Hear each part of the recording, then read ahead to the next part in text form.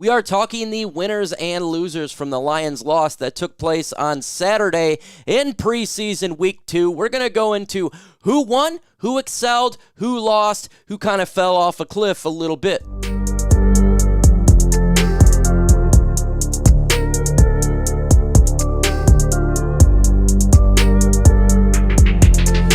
Before we get into today's video, make sure you go ahead and hit that like button. The more likes we get, the video does get pushed out there. That's a damn good thing. Also, subscribe to the channel. Let's get this thing going here. So we look at what the Detroit Lions did. They lost 7-25 in a barn burner. Teddy Bridgewater was 5 for 11, 34 yards, 0 touchdowns. Jefferson had 6 carries, 16 yards with 0 touchdowns. Drummond had 2 receptions, 29 yards, 0 touchdowns. In contrast, you look Jacksonville, Beathard killed it, 12 for 20, 138 with 1 touchdown, 1 interception. Bigsby was 13 carries for 70 yards, 0 touchdowns. And Cooks was 2 receptions, 69 yards with 0 touchdowns. Folks, help me out by sharing this video. Share it on Twitter, share it on Facebook, share it on any of the social media sites you have. Push that out there. And look, when we're talking about the winners here, we're going to be talking about individuals who did well and who did not. And so we're going to go start this bad boy out here.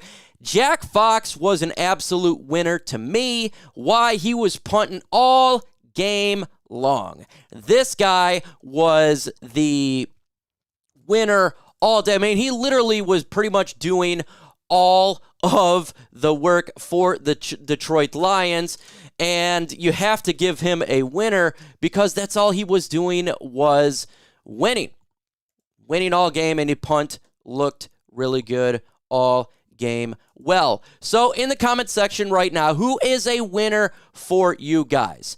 Let me know. It could be pretty much anybody in the list. Jack Fox, whoever you think, let me know in the comments below.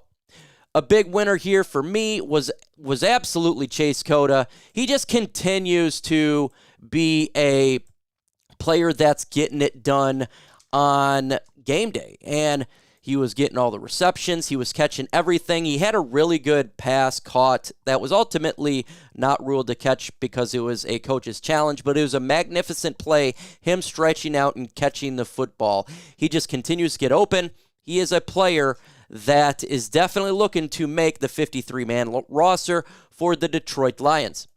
How about Steven Gilmore for the cornerback position? He got burned on one play, but if you actually watch the play, he was really good step for step for the wide receiver. He just didn't turn his head. It was a magnificent catch and a great pass by the quarterback. Other than that, there was a tip done by Tracy Walker, resulting in Steven Gilmore getting an interception. He had a knockdown and a pass breakup. Steven Gilmore was, to me, for defense, probably the biggest winner on this list.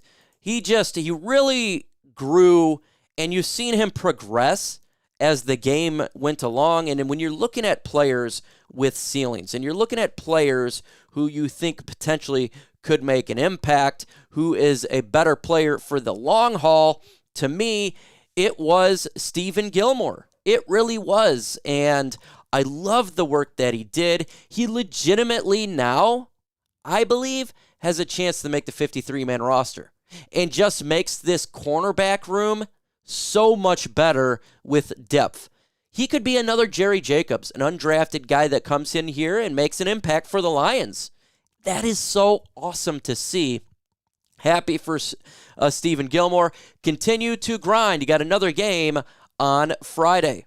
Another winner here for sure is got to be Jack Campbell. The rookie linebacker has been consistent now. Tackle, tackle, tackle. Finds the hole. He slams it. He gets his hands around the player and takes him down.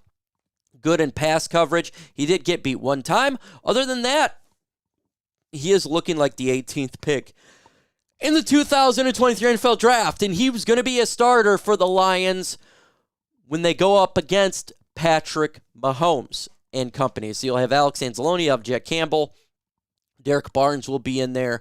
A lot of people were upset that the Lions drafted this guy at 18. Well, he's a second-round talent. Does anyone care anymore where he was drafted? Absolutely not.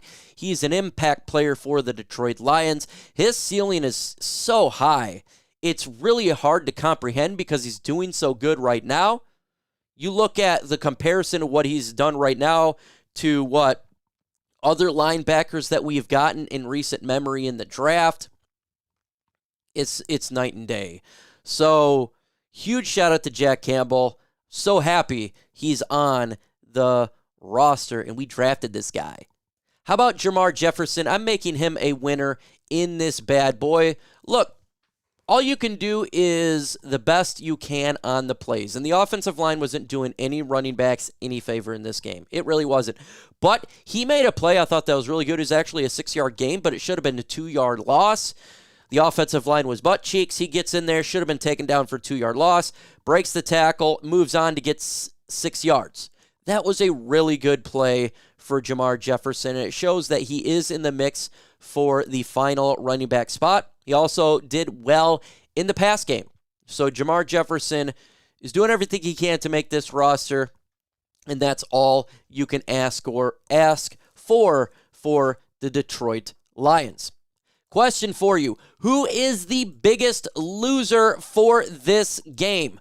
Put the name in the comment section. There's plenty of names to go around, plenty of players that did not perform well, so let me know the name below. My biggest loser for the Lions right now is Nate Sudfeld. I think he was a major loser. Again, throwing an interception. The guy is hit or miss, and you cannot have that at the quarterback position. He can make a good throw one time, and then it's just a complete errant throw. The ball is extremely high in the air, and it's easy interception. That's what's going on for Nate Sudfeld right now. With Teddy Bridgewater added, it seems like it's a foregone conclusion. He's not the long-term solution at the backup quarterback position. It is what it is for him. It's something he's going to have to deal with, but he's just not getting it done. And a lot of fans are tired of seeing this guy in the field, and hopefully soon you will not have to see him. If he initially makes the 53-man roster, that's because maybe they're waiting for Teddy Bridgewater to get comfortable, and obviously with the Hendon Hooker injury. But make no mistake about it, he is not your quarterback 2 for the Lions. Another player I thought was a loser here was Dylan Drummond, wide receiver, undrafted guy. Yes, he had the most yards as wide receiver, but he dropped the football twice in this game. We cannot have drops. We can't do that. The Lions need to be able to secure the catch. And when you're going against other wide receivers like Chase Cota, who makes every single catch, and he brought something on special teams, and Maurice Alexander, who he didn't play really, okay, but week 1 preseason, he made a special teams return. You're going against other players trying to make this roster. You have to catch the football, folks. You got to catch it. That is your number 1 goal at a wide receiver position. Catch the football. And unfortunately, he didn't do that. We can't have hit or miss. You got to catch the football, period, to make this 53-man roster. So he's been the training camp darling, not so well in preseason. Julian Okwara is a loser on my list. He had a great preseason week 1, not so much week 2. Now, he would have had a sack if a penalty did not take place, but the reason he's a loser is he had to really show out to make this roster, and he also missed a tackle. Should have been a tackle for loss or maybe a 1-yard gain to stop the running back. The running back ended up gaining him 15 yards. You're trying to make this roster, you have to wrap up. Defensive lineman and any player on defense, you have to tackle. It's fundamental. And if you don't have the ability to wrap up and the team just continues to rush on you, there's a problem. An absolute problem. He's one of the last edge rushers on the depth chart.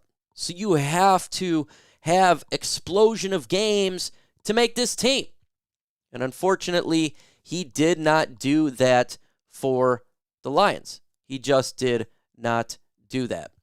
If you're a fan of the Detroit Lions, you're going to share this video. Why do I say that? Because if you share it, it gets pushed out there, and maybe some individual who has not watched my channel will have the ability to see it and get that Lions content.